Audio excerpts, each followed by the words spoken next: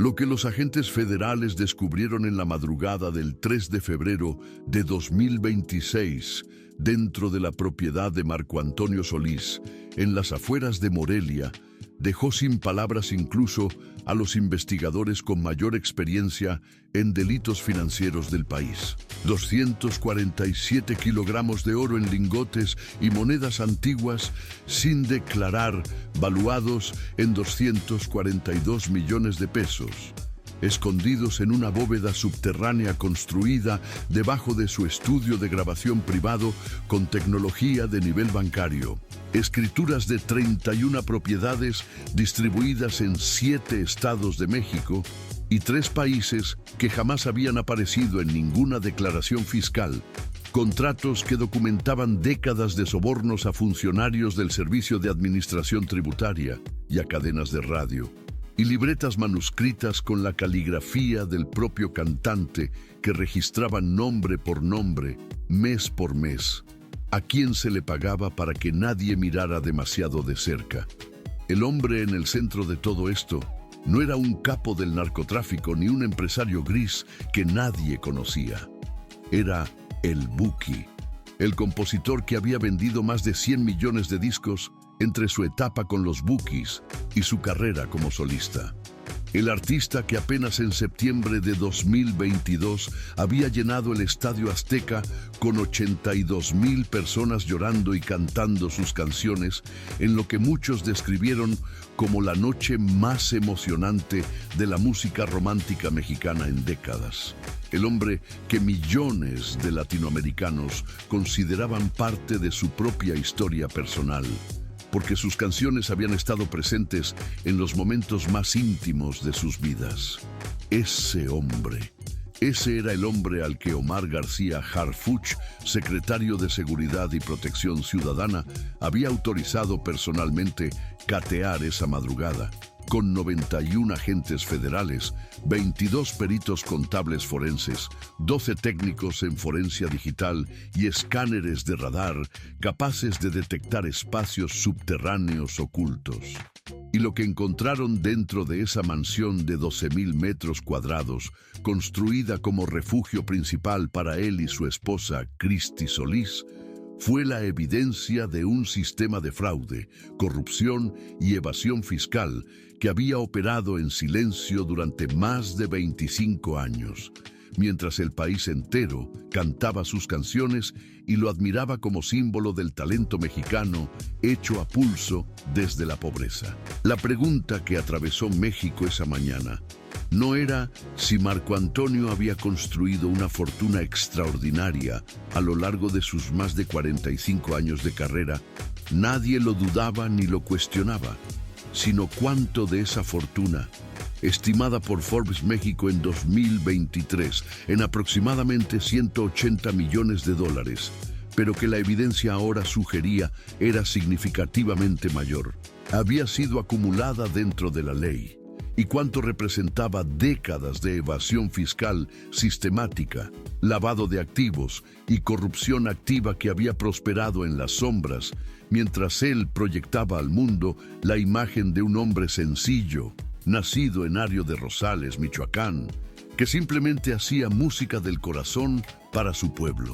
La historia que desembocó en esa madrugada comenzó 9 meses antes, en mayo de 2025, cuando la Unidad de Inteligencia Financiera, ya en pleno proceso de expandir sus investigaciones sobre el sector del entretenimiento mexicano, después del sonado caso de Pepe Aguilar, decidió ampliar su alcance para incluir a artistas de generaciones anteriores, cuyas fortunas parecían difícilmente explicables en relación con sus ingresos declarados oficialmente. Marco Antonio Solís, a sus 65 años en ese momento, era un objetivo que prácticamente se señalaba solo. Había estado activo en la industria musical desde 1975, cuando formó los Bukis a los 15 años en su pueblo natal. Durante los 21 años que duró la banda, entre 1975 y 1996, habían vendido estimaciones de 25 millones de álbumes, habían llenado arenas y estadios de manera consistente en México, Estados Unidos y América Latina. Y habían construido una base de fans de una fidelidad absolutamente extraordinaria.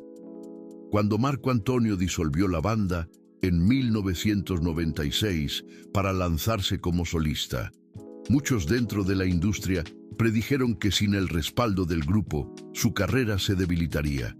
Pero ocurrió exactamente lo contrario.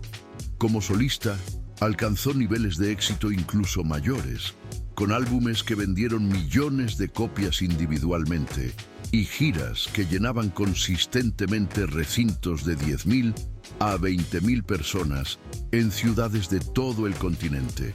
Y entonces, en 2021, llegó el anuncio que hizo temblar las redes sociales en todo el mundo hispanohablante.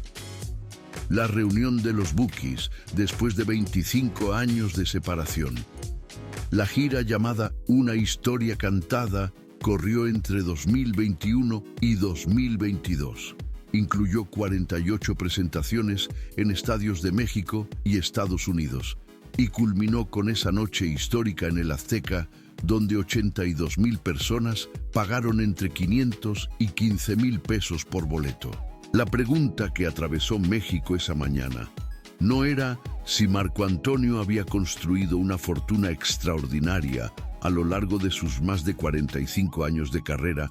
Nadie lo dudaba ni lo cuestionaba, sino cuánto de esa fortuna, estimada por Forbes México en 2023 en aproximadamente 180 millones de dólares, pero que la evidencia ahora sugería era significativamente mayor, había sido acumulada dentro de la ley, y cuánto representaba décadas de evasión fiscal sistemática, lavado de activos y corrupción activa que había prosperado en las sombras, mientras él proyectaba al mundo la imagen de un hombre sencillo, nacido en Ario de Rosales, Michoacán, que simplemente hacía música del corazón para su pueblo.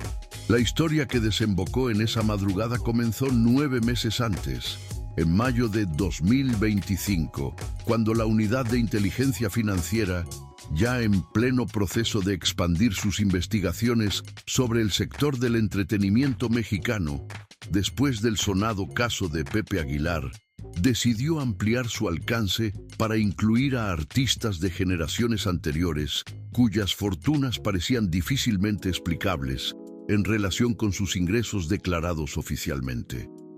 Marco Antonio Solís, a sus 65 años en ese momento, era un objetivo que prácticamente se señalaba solo.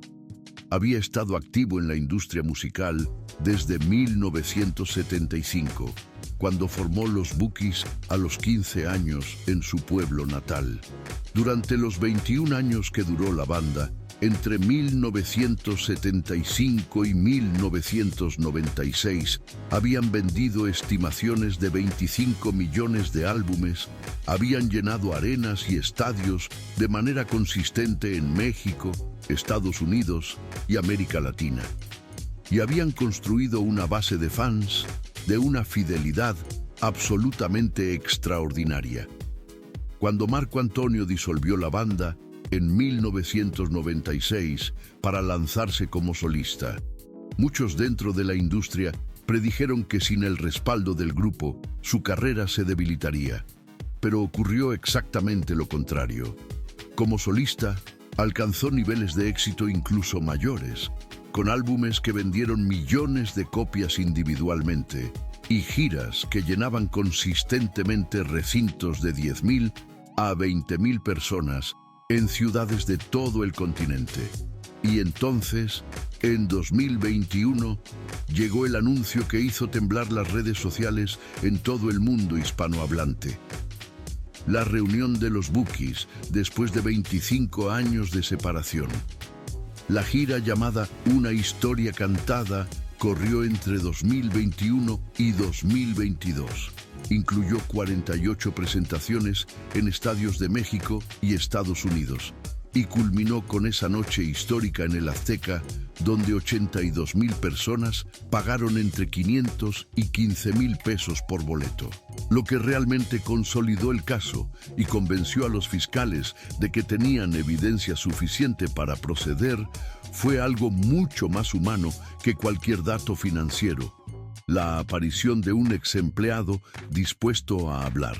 Este individuo, cuyo nombre se mantuvo bajo protección de seguridad durante todo el proceso, había trabajado en la administración de los negocios de Marco Antonio desde 2008 hasta 2019, año en que fue despedido después de cuestionar internamente ciertas prácticas contables que le resultaban sospechosas. Durante años después de ese despido, había guardado silencio, conservando copias de documentos que consideraba incriminatorios, pero sin saber exactamente qué hacer con ellos. En julio de 2025, contactó voluntariamente a la Unidad de Inteligencia Financiera y ofreció cooperar. Lo que proporcionó fue, en palabras de los propios investigadores, una mina de oro de evidencia. Había copias de contratos de presentaciones donde los montos totales pagados a Marco Antonio eran significativamente mayores que los montos que aparecían en los registros oficiales usados para calcular impuestos. La diferencia aparecía justificada en los contratos bajo conceptos vagos como servicios de consultoría, licenciamiento musical u otras denominaciones difusas. Pero el ex empleado testificó que esos eran simplemente mecanismos para dividir los pagos de manera que una porción importante pudiera canalizarse a través de empresas offshore y así evitar las obligaciones fiscales mexicanas. Había también correos electrónicos intercambiados entre Marco Antonio, su contador y su abogado, discutiendo estrategias específicas para estructurar sus finanzas de manera que se pagara menos de lo legalmente requerido. Correos redactados con lenguaje cuidadoso, pero que dejaban absolutamente claro que Marco Antonio estaba completamente consciente y activamente involucrado en cada decisión relevante. Y había algo más, quizás lo más dañino de todo desde el punto de vista legal: fotografías de páginas de libretas manuscritas que el ex empleado identificó como escritas por el propio Marco Antonio. Libretas donde aparentemente el cantante llevaba registros personales paralelos a los oficiales, documentando los montos reales de dinero que entraban versus lo que se reportaba formalmente. La línea de investigación sobre los sobornos a estaciones de radio abrió una dimensión completamente diferente del caso. En la industria musical mexicana existían desde hacía décadas rumores persistentes sobre artistas que pagaban bajo la mesa para garantizar rotación preferencial de su música en las principales cadenas de radio, práctica conocida como payola. Ilegal bajo las leyes de competencia justa, pero extremadamente difícil de probar, precisamente porque se manejaba típicamente en efectivo y sin documentación rastreable. Sin embargo, el ex empleado había proporcionado documentos que sugerían que Marco Antonio y su equipo habían sido considerablemente menos cuidadosos de lo habitual al registrar estos pagos. Había facturas de empresas fantasma que supuestamente prestaban servicios de promoción musical a las estaciones, pero que en realidad funcionaban como conductos para canalizar dinero de soborno.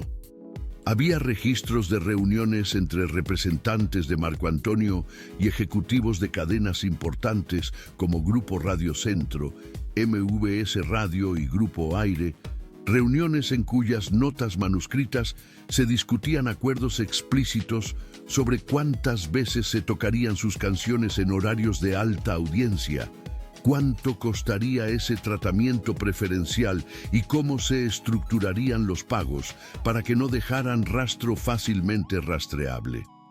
Los investigadores calcularon que entre 1998, cuando Marco Antonio lanzó su carrera solista y la presencia en radio se volvió crucial para su mantenimiento en el mercado, y 2019, cuando el streaming digital comenzó a desplazar a la radio como el principal canal de descubrimiento musical, el cantante había pagado más de 340 millones de pesos a través de diferentes esquemas para asegurar tratamiento preferencial en las emisoras. La ironía adicional era que esos mismos pagos habían sido deducidos en las declaraciones fiscales de Marco Antonio como gastos legítimos de promoción musical, lo que significaba que había utilizado dinero de sobornos para reducir artificialmente sus obligaciones tributarias. Una doble violación cometida con calculada precisión durante más de 2 décadas. El operativo para catear la mansión fue planeado con una meticulosidad que era en sí misma un reflejo de la seriedad con que las autoridades tomaban el caso. Durante 3 meses, equipos especializados estudiaron los planos de la propiedad, los sistemas de seguridad, las rutinas de Marco Antonio y su esposa, los horarios del personal doméstico. La propiedad era extensa y estaba bien protegida, con 12.000 metros cuadrados en una zona exclusiva de las afueras de Morelia, muros altos y sistemas de seguridad sofisticados. Era también donde Marco Antonio había construido el estudio de grabación profesional que usaba tanto para su propia música como para producir trabajos de otros artistas que buscaban su talento.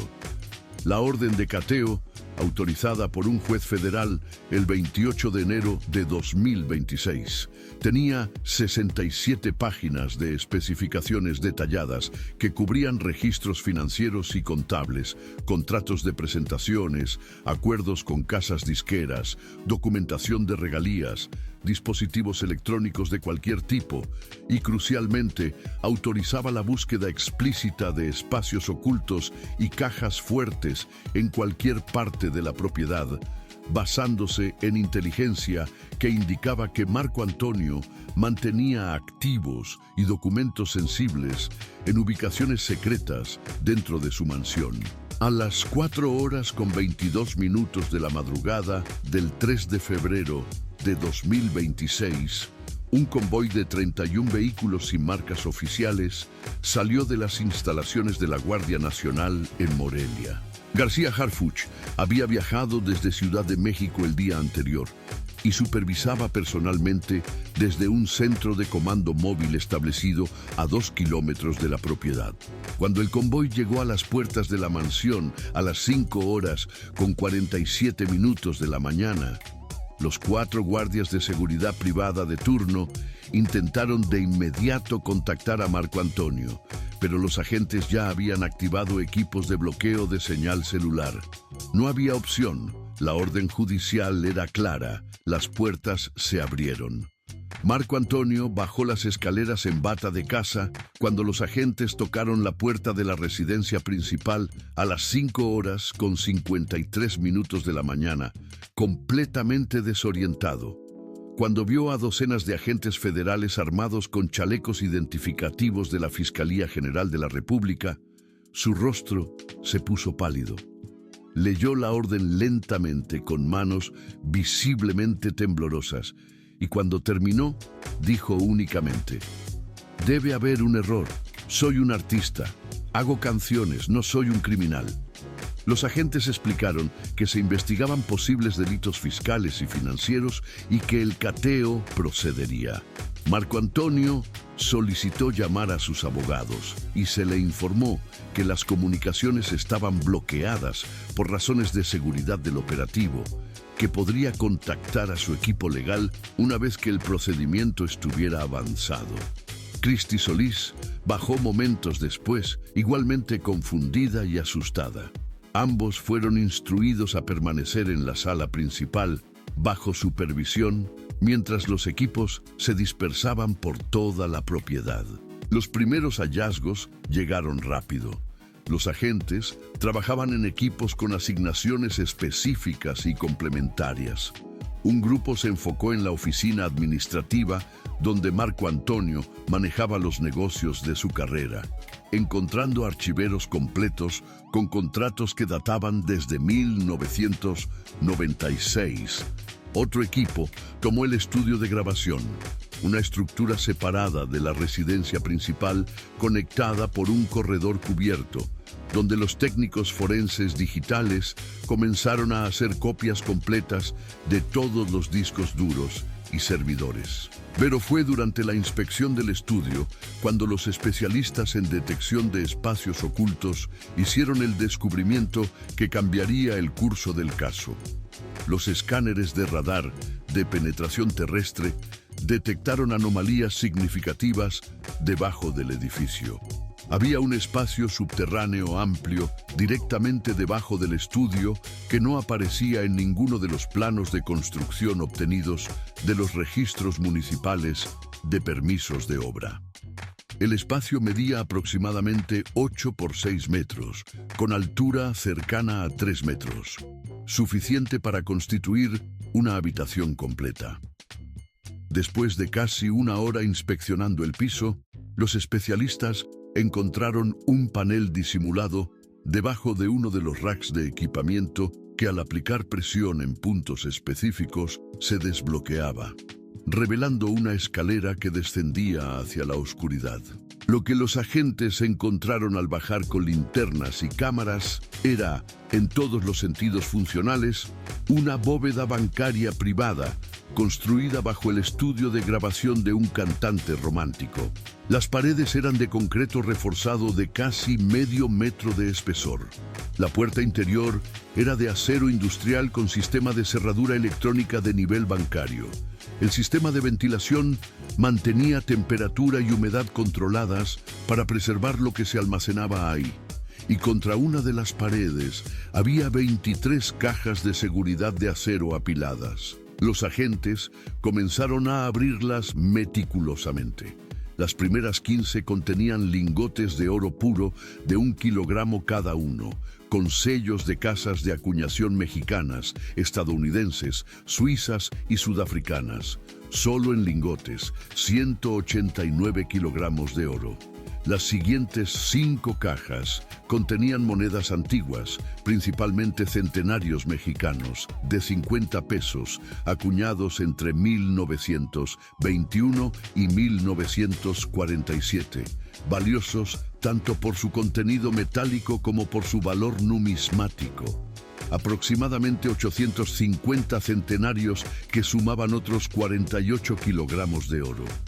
Las últimas 3 cajas contenían joyas de inversión, no piezas para usar, sino collares y pulseras de oro macizo con diamantes y piedras preciosas, cuyo valor los expertos gemológicos que acompañaban el operativo estimaron en aproximadamente 28 millones de pesos adicionales. Total en metales preciosos y joyas. Activos equivalentes a 242 millones de pesos, sin un solo registro de declaración ante el Servicio de Administración Tributaria, sin facturas de compra, sin documentación de importación, sin declaraciones patrimoniales que mencionaran la existencia de nada de eso. Riqueza completamente invisible para el sistema fiscal mexicano. Pero la bóveda guardaba algo tan valioso como el oro en términos de evidencia: archivos. Varios archiveros de metal resistentes al fuego contenían documentos que Marco Antonio había considerado lo suficientemente importantes y sensibles como para guardarlos en su bóveda secreta en lugar de en su oficina normal. Los peritos comenzaron a revisarlos y lo que encontraron construyó el caso pieza por pieza. Había escrituras de 31 propiedades, casas, departamentos, terrenos y edificios comerciales distribuidos en 7 estados de México y en 3 países adicionales. 2 propiedades en Los Ángeles, 1 en Miami, 4 en Medellín y 3 en Madrid.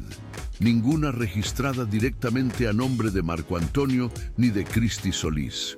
Todas estaban a nombre de empresas con denominaciones que requerían rastreo forense para vincularlas con él. Inversiones Musicales del Pacífico, Sociedad Anónima, Desarrollos Inmobiliarios, Tierra Caliente, Sociedad Civil, Administración de Activos Internacionales Limitada y otras 15 denominaciones corporativas que eventualmente, a través de múltiples capas de fideicomisos y empresas holding establecidas en Panamá, Islas Vírgenes Británicas y Luxemburgo, llevaban de regreso a Marco Antonio como último beneficiario. Toda una arquitectura diseñada específicamente para que su nombre jamás apareciera en ningún registro público de propiedad.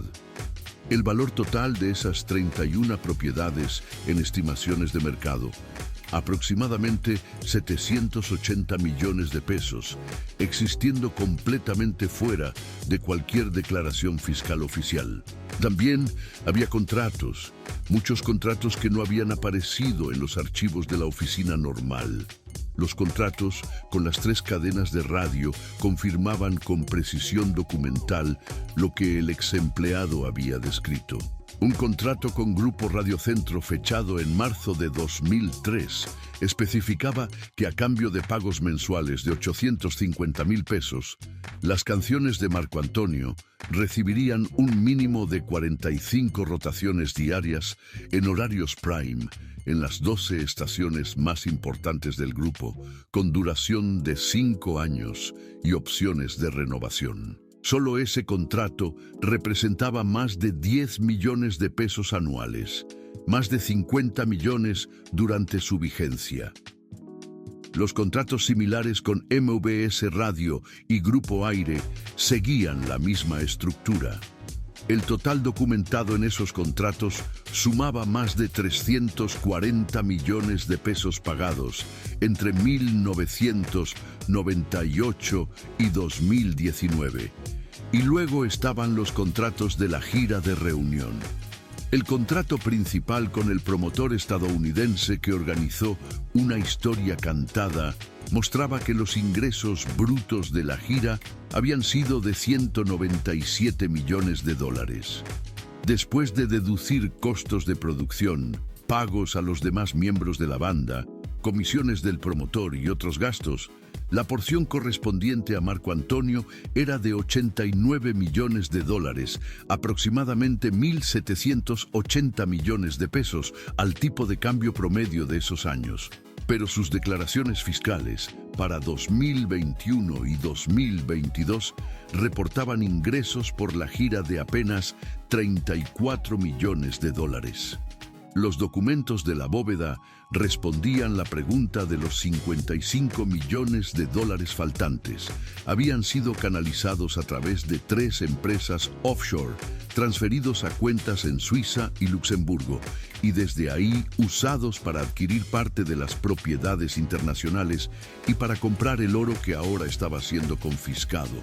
Evasión fiscal en escala masiva, ejecutada con un nivel de planificación que dejaba claro que no era accidente ni descuido. Lo más incriminatorio de todo, sin embargo, eran las libretas. 5 cuadernos de pasta dura con la caligrafía del propio Marco Antonio, cubriendo el periodo desde 1998 hasta 2024, en los que había registrado con meticulosidad asombrosa los pagos mensuales a funcionarios específicos del Servicio de Administración Tributaria. Nombres completos, posiciones institucionales, cantidades pagadas mes por mes. Los pagos variaban desde 75,000 pesos mensuales para inspectores de nivel medio hasta 450,000 pesos mensuales para funcionarios de alto nivel con capacidad de bloquear auditorías o manipular sus resultados. Junto a cada nombre, Marco Antonio había anotado referencias que funcionaban como recibo de servicios prestados. Eliminó Auditoría 2003, reducción de liquidación fiscal 2007 de 180 millones a 40 millones. Bloqueó investigación sobre cuentas Panamá 2015. Era un registro meticuloso de un sistema de corrupción que había operado durante más de un cuarto de siglo, escrito de puño y letra por el hombre que lo operaba. Los investigadores calcularon que solo en sobornos a funcionarios del SAT, Marco Antonio había pagado acumulativamente más de 180 millones de pesos durante ese periodo y que gracias a la efectividad de esos sobornos había podido continuar evadiendo cientos de millones adicionales en impuestos sin que nadie dentro del sistema mirara demasiado de cerca. Para las 15 horas del 3 de febrero, cuando los agentes federales comenzaron a empacar la evidencia para transportarla, la magnitud del caso era completamente evidente. 237 kilogramos de oro más joyas valuadas en 28 millones de pesos. Escrituras de 31 propiedades estimadas en 780 millones. 14 computadoras, 23 discos duros externos, 8 servidores, 31 teléfonos celulares. Contratos de payola documentando 340 millones en sobornos a estaciones de radio. Documentos que evidenciaban evasión de 55 millones de dólares de la gira de reunión. Libretas manuscritas registrando 180 millones en sobornos a funcionarios fiscales. 174 cajas adicionales de documentos. Era, por cualquier medida razonable, uno de los cateos más grandes jamás ejecutados contra una figura del entretenimiento en México.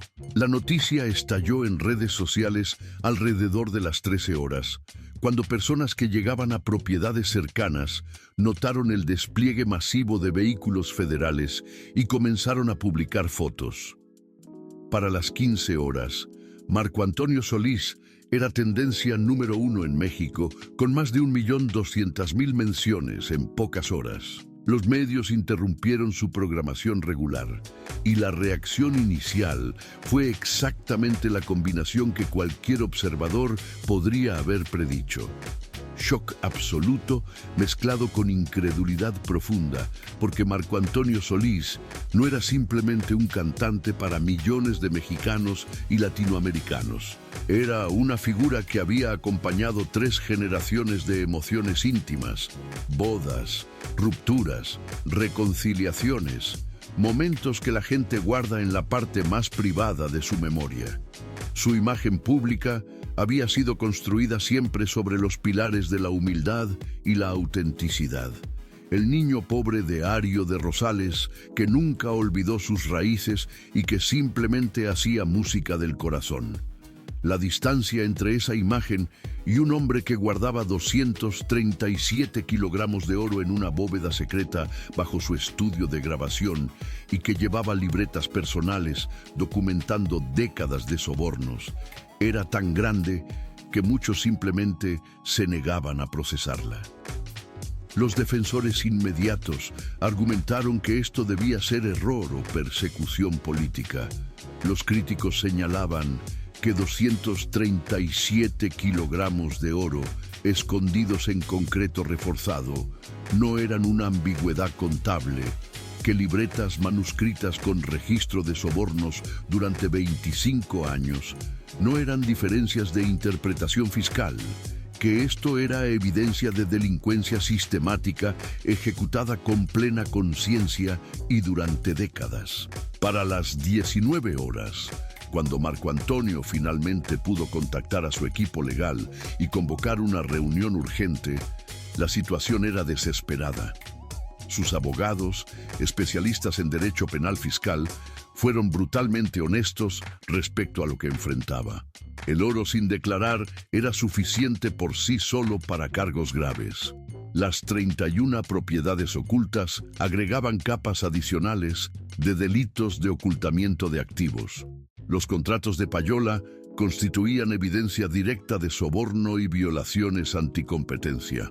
La evasión de 55 millones de dólares de la gira era evasión fiscal agravada, que podía traducirse en hasta 10 años de prisión. Y las libretas manuscritas, con el registro meticuloso de sobornos a funcionarios del SAT, eran prácticamente la clase de confesión escrita que cualquier fiscal soñaba encontrar. La única defensa posible, le dijeron, era una estrategia de cooperación completa remordimiento genuino y negociación de un acuerdo de culpabilidad que redujera la sentencia potencial, porque intentar combatir la evidencia en juicio sería simplemente un camino más largo hacia el mismo destino inevitable.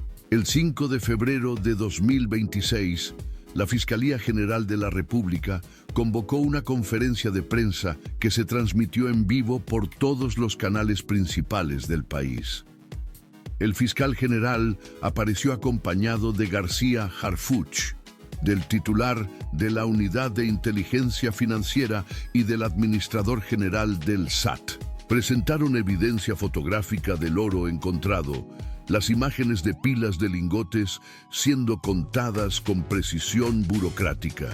Mostraron copias de los contratos de payola con las cadenas de radio, con los nombres de los ejecutivos de radio redactados por razones legales, pero con indicación clara de que habría investigaciones adicionales sobre esas personas. Explicaron la estructura de las empresas offshore y cómo habían sido utilizadas para ocultar 31 propiedades. Revelaron la evasión de $55 millones de ingresos de la gira y anunciaron que se habían girado citaciones formales para que Marco Antonio compareciera ante la Fiscalía dentro de 48 horas. El mensaje era claro. Dependiendo de su nivel de cooperación, se determinaría si los cargos criminales formales se presentaban de inmediato o si había espacio para negociación. La conferencia generó un terremoto mediático de dimensiones que pocas veces se habían visto en México por un caso de este tipo. En las 48 horas siguientes, todos los noticieros principales dedicaron cobertura extensiva. Columnistas y analistas publicaron opiniones divididas sobre si esto representaba justicia, finalmente alcanzando a los poderosos o una persecución excesiva de un artista que había contribuido inmensamente a la cultura del país. Y en la industria musical, el pánico fue inmediato y visceral. Si podía pasarle a Marco Antonio Solís, una de las figuras más respetadas y queridas de la música romántica mexicana, entonces era evidente para todos que podía pasarle a cualquiera. Múltiples artistas contrataron apresuradamente auditores externos para revisar sus propias finanzas y corregir irregularidades antes de que las autoridades llegaran a sus puertas. Marco Antonio se presentó voluntariamente ante la Fiscalía el 7 de febrero, acompañado de un equipo de 5 abogados.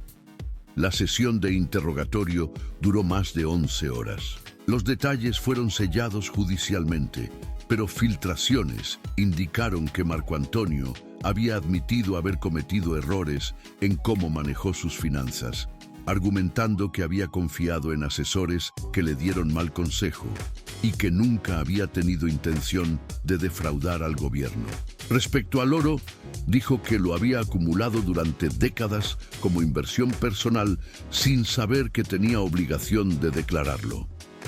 Respecto a las propiedades bajo empresas offshore, argumentó que esa estructura le había sido recomendada por abogados internacionales como forma legítima de protección de activos. Respecto a la evasión de ingresos de la gira, admitió haber reportado solo la porción recibida directamente en México, argumentando desconocimiento sobre la obligación de reportar también la porción que fue a cuentas internacionales. Era una defensa que los fiscales encontraron difícilmente creíble, particularmente a la luz de las libretas manuscritas donde el propio Marco Antonio había documentado con precisión cada soborno pagado a cada funcionario durante 25 años. El 14 de febrero de 2026, día de San Valentín, la Fiscalía anunció que presentaría cargos criminales formales contra el cantante romántico más exitoso de México. 18 cargos de evasión fiscal agravada. 12 cargos de cohecho activo por los sobornos a funcionarios del SAT, 9 cargos de falsificación de documentos, 6 cargos de lavado de activos. Sentencia potencial total, hasta 25 años de prisión. Fue arrestado formalmente ese mismo día y, a pesar de los argumentos de sus abogados sobre sus arraigos en el país y su estatus como icono cultural, el juez negó la libertad bajo fianza, citando la extrema gravedad de los delitos y el hecho de que Marco Antonio poseía recursos masivos y propiedades en múltiples países que facilitarían la fuga. Fue remitido a prisión preventiva en el reclusorio Oriente de Ciudad de México. Las imágenes que circularon por todos los noticieros esa tarde, Marco Antonio Solís siendo trasladado en un vehículo de la Fiscalía, esposado, vestido con uniforme de reo, representaron quizás la caída de imagen más espectacular en la historia de la música latinoamericana. El hombre que había llenado el Estadio Azteca con 82,000 personas apenas 3 años y medio antes, ahora enfrentaba la posibilidad de pasar el resto de su vida productiva entre 4 paredes. El impacto inmediato en su legado fue brutal y veloz. Las plataformas de streaming reportaron una caída del 68% en reproducciones de su música en las 3 semanas posteriores al cateo. Múltiples estaciones de radio tomaron la decisión de dejar de programar sus canciones, algunas por razones que presentaban como morales, otras con una ironía que no escapó a nadie, simplemente porque los contratos de payola habían expirado hacía años. Y sin esos pagos no existía ningún mecanismo que las obligara a seguir tocando su música con la frecuencia artificial de las décadas anteriores. El juicio estaba programado para junio de 2026 y los abogados de Marco Antonio sabían que la cantidad de evidencia física, documental y testimonial en su contra hacía prácticamente imposible una defensa exitosa en juicio abierto. Su única estrategia viable era negociar. Después de semanas de conversaciones, llegaron a un acuerdo el 15 de marzo de 2026. Marco Antonio se declararía culpable de 10 de los cargos más graves a cambio de que los restantes fueran retirados. Aceptaría una sentencia de 15 años de prisión con posibilidad de libertad condicional después de cumplir 10 con buen comportamiento. Pagaría restitución completa de todos los impuestos evadidos más penalidades e intereses, calculados en aproximadamente 890 millones de pesos. Todos los activos decomisados, el oro, las joyas y las 31 propiedades serían vendidos y las ganancias aplicadas a esa deuda. Y cooperaría completamente, testificando contra los funcionarios del SAT que había sobornado y contra los ejecutivos de radio que habían participado en los esquemas de payola. Era la caída más espectacular de un icono musical en la historia de México. Marco Antonio Solís tenía 66 años cuando fue sentenciado. Si obtenía la libertad condicional en el primer intento posible, tendría 76. Sus años productivos como artista habían terminado de forma definitiva e irreversible, y su legado estaría permanentemente dividido entre lo que había creado y lo que había hecho para enriquecerse más allá de lo que ese talento le habría dado operando dentro de la ley. Las consecuencias se extendieron mucho más allá de México, como las ondas de un objeto pesado cayendo en agua quieta. Colombia abrió una investigación sobre las propiedades en Medellín y posibles irregularidades fiscales en ese país. España hizo lo mismo con las propiedades en Madrid, con la Agencia Tributaria Española iniciando procedimientos sobre posibles violaciones de las leyes fiscales españolas. Y Estados Unidos, donde Marco Antonio había mantenido residencia permanente legal desde 2003, inició su propia investigación a través del IRS, considerando que las leyes fiscales estadounidenses requieren que los residentes permanentes reporten todos sus ingresos globales independientemente de dónde fueron generados. Si los 55 millones de dólares evadidos en México tampoco habían sido reportados al IRS, Marco Antonio enfrentaba potenciales cargos criminales federales en Estados Unidos, además de los que ya cumplía en México, junto con la posible confiscación de las propiedades en Los Ángeles y Miami si se determinaba que habían sido adquiridas con ingresos no declarados. Sus abogados en Estados Unidos trabajaron frenéticamente para negociar algún tipo de acuerdo con el IRS, ofreciendo pagar todos los impuestos adeudados más penalidades a cambio de evitar procesamientos criminales. Pero las conversaciones serían largas y complejas. Para Christy Solís, la caída de su marido trajo sus propias batallas legales. En abril de 2026, la Fiscalía presentó cargos contra ella por complicidad en algunos de los esquemas de evasión fiscal, argumentando que como esposa de Marco Antonio durante más de 30 años y como firmante en documentos de varias de las empresas offshore, no podía creíblemente argumentar que era completamente ajena a las irregularidades. Christy contrató su propio equipo legal, separado del de Marco Antonio, y combatió los cargos argumentando que había firmado documentos que su esposo y los abogados de él le presentaban confiando en que todo era legal, que ella no era mujer de negocios, sino que había dedicado su vida a criar a sus hijas y apoyar la carrera de su esposo. Después de meses de procedimientos, llegó a un acuerdo en julio de 2026. Declararse culpable de un cargo menor de negligencia fiscal, recibir sentencia de 3 años de libertad condicional sin tiempo en prisión, pagar una multa de 25 millones de pesos y someterse a monitoreo fiscal intensivo durante esos 3 años. Un resultado relativamente favorable, dado lo que podría haber sido, pero devastador para una mujer de 63 años que nunca había imaginado terminar siendo condenada por delito federal. Sus 3 hijas adultas, Beatriz, Marla y Allison, intentaban reconstruir sus propias vidas bajo la sombra de un escándalo que no habían elegido y que no podían controlar. El apellido Solís, que durante décadas había abierto puertas, ahora las cerraba. Beatriz perdió varios clientes importantes en su trabajo de diseño de interiores. Marla fue despedida de la agencia de mercadotecnia donde trabajaba, cuando sus empleadores decidieron que la controversia era demasiado grande para absorber. Allison enfrentaba comentarios hostiles de compañeros de universidad. Las 3 contemplaron la posibilidad de cambiar legalmente sus apellidos para escapar de la asociación pública, pero eventualmente decidieron que eso sería una forma de cobardía que no estaban dispuestas a aceptar. Su padre había cometido errores terribles. Seguía siendo su padre.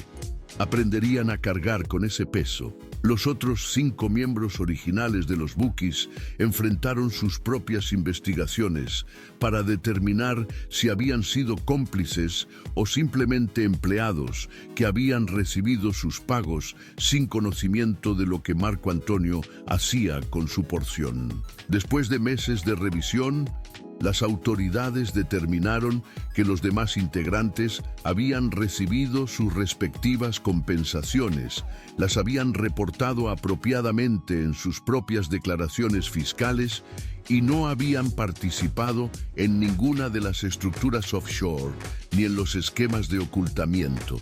Fueron liberados de toda sospecha. Pero el daño al nombre Los Bookies como marca era irreparable. Cualquier posibilidad de futuras reuniones había muerto junto con el escándalo. El nombre de la banda estaría permanentemente asociado con lo ocurrido.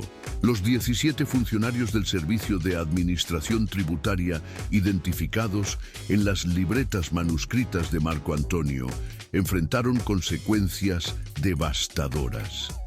Desde inspectores de nivel medio hasta un subdirector general de la delegación de Michoacán, todos fueron arrestados en operativos coordinados en marzo de 2026.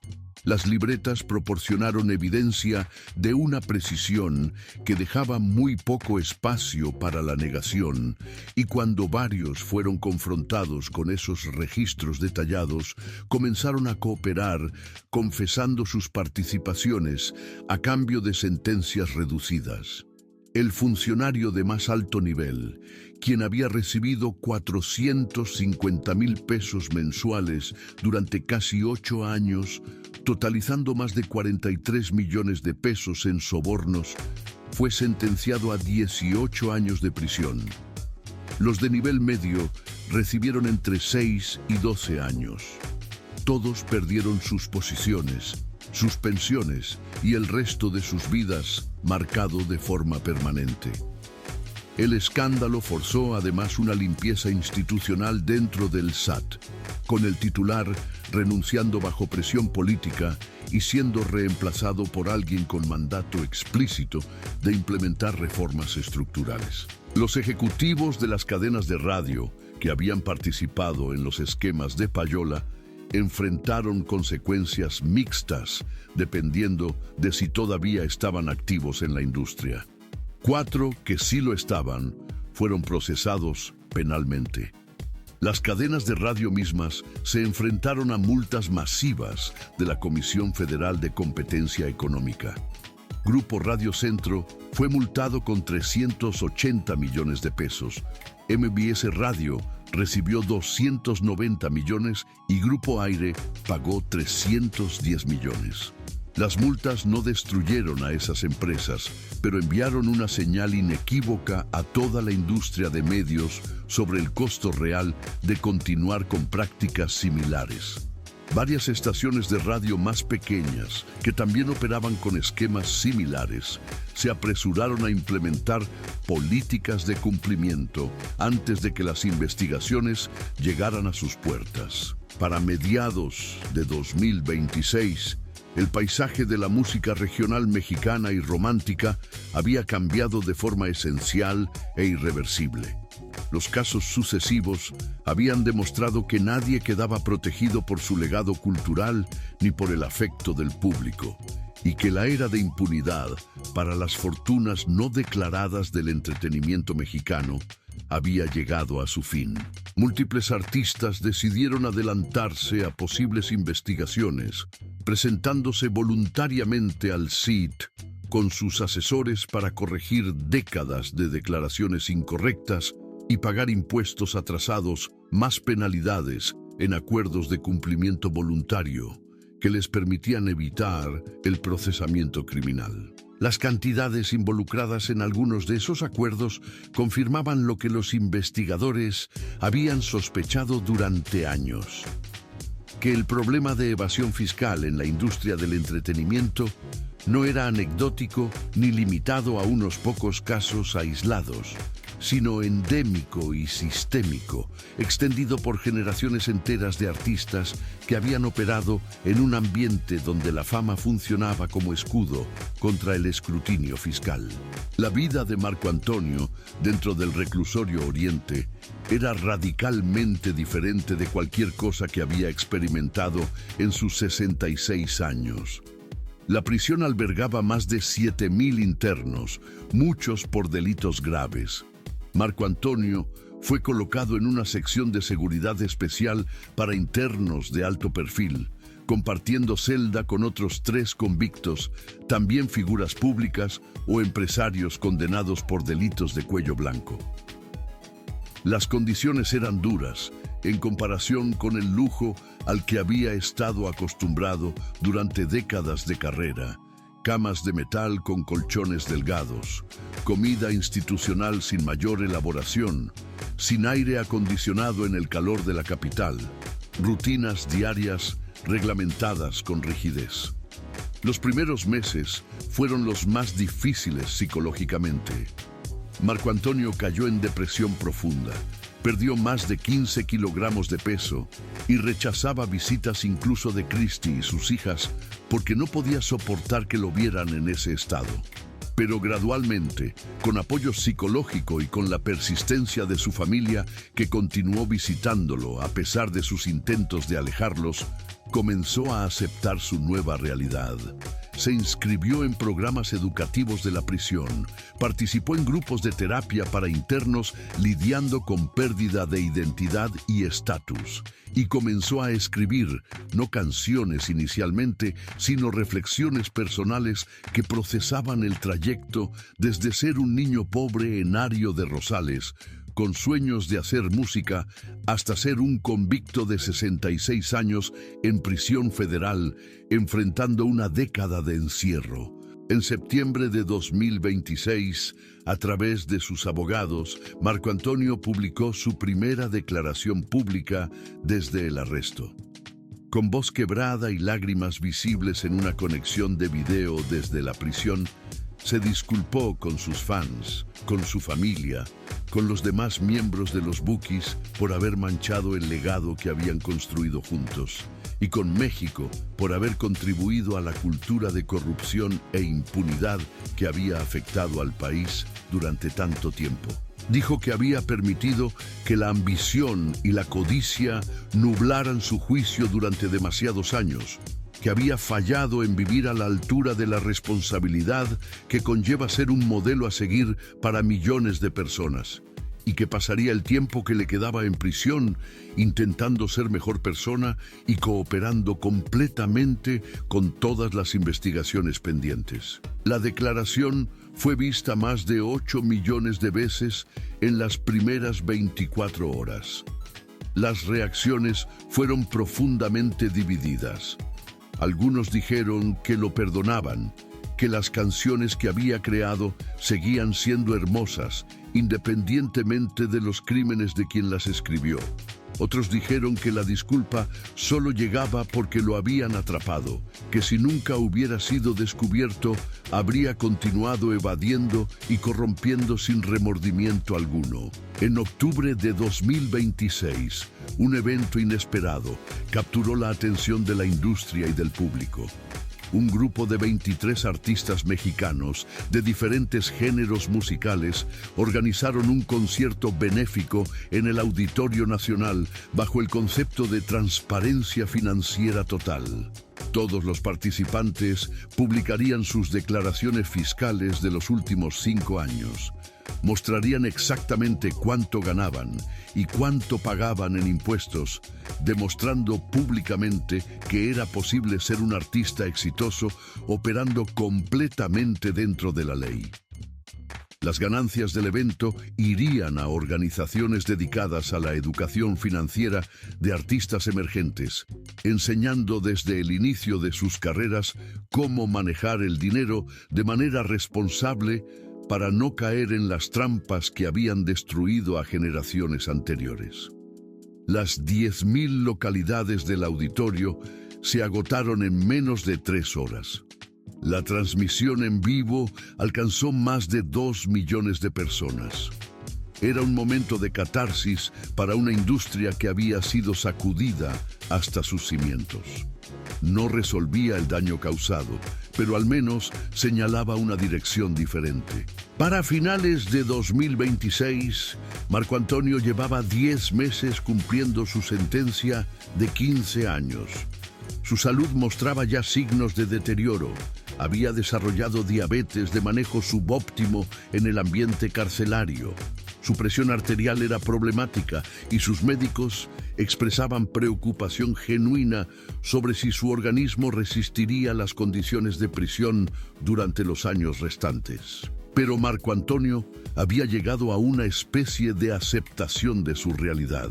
En una de las pocas entrevistas que concedió desde prisión, en diciembre de 2026, dijo algo que quedó grabado en la memoria de quienes lo leyeron: que había construido un imperio de canciones hermosas sobre cimientos podridos y que cuando esos cimientos finalmente colapsaron, todo cayó con él y que merecía esa caída y que solo lamentaba haber arrastrado a tanta gente consigo. El legado final de Marco Antonio Solís estará dividido para siempre con una claridad que no admite reconciliación fácil. Por un lado, las canciones que escribió con talento genuino, canciones que tocaron corazones reales y que crearon momentos significativos en millones de vidas reales. Canciones que seguirán siendo tocadas en bodas y reuniones familiares durante generaciones, porque el arte, que es verdadero, trasciende al artista que lo crea. Eso es real y no desaparece. Por el otro lado, el hombre que ocultó casi 1.000 millones de pesos en activos no declarados, que sobornó a funcionarios públicos durante 25 años con una meticulosidad que él mismo documentó en sus propias libretas, que pagó más de 300 millones para manipular estaciones de radio y asfixiar la competencia de artistas más jóvenes, que construyó una bóveda secreta de concreto, reforzado para esconder 237 kilogramos de oro. Ese hombre merece estar en prisión y nadie que conozca los hechos puede argumentar lo contrario sin deshonestidad. Esas dos mitades del legado de Marco Antonio Solís no podrán reconciliarse de forma completa por ningún razonamiento ni por el paso del tiempo. Las futuras generaciones tendrán que decidir individualmente cómo navegar esa complejidad. Si pueden separar el arte del artista, si una canción se vuelve menos hermosa cuando se conoce en detalle la vida de quien la creó. No existen respuestas correctas universales a esas preguntas. Pero lo que sí existe es una certeza que el caso de Marco Antonio Solís imprimió con caracteres difíciles de ignorar sobre la conciencia pública de México. Que el talento extraordinario no excusa el crimen, que el éxito masivo no justifica la corrupción, que la fama no es un escudo permanente contra la ley y que eventualmente, sin importar cuántas décadas tome ni cuántos funcionarios estén dispuestos a mirar hacia otro lado a cambio de un sobre mensual, la verdad emerge y las consecuencias llegan. El Buki cayó. Y en su caída reveló verdades incómodas no solo sobre un hombre, sino sobre un sistema entero que había permitido durante generaciones que el dinero y la fama operaran por encima de las obligaciones que cualquier ciudadano tiene con la sociedad que le dio su éxito. México en 2026 estaba aprendiendo, dolorosamente y a un costo cultural enorme, que el cambio real requería estar dispuesto a dejar caer incluso a los más queridos cuando la evidencia de sus crímenes resultaba imposible de ignorar. Y Marco Antonio Solís, el poeta de la música romántica, el hombre cuyas canciones habían sido la banda sonora de 3 generaciones, estaba aprendiendo